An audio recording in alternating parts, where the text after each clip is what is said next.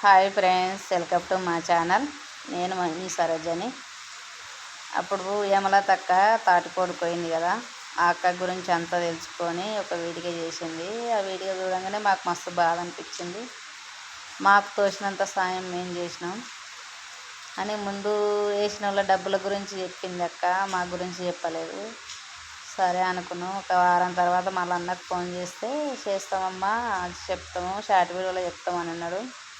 సరే అనుకున్నాం. మళ్ళీ చాలా రోజులు అయింది కదా, ఇంకా చెప్పరేమో మా పేర్లు అనుకున్నాం. సరే ఆమెకైతే అందితే చాలు మాకు అని మేము అనుకున్నాం. అని లాస్ట్కి అక్క దగ్గరికి వెళ్ళి అన్ని ముట్ట చెప్పి ఎవరెవరిని తెచ్చిందో అన్ని పేర్లు చెప్పింది.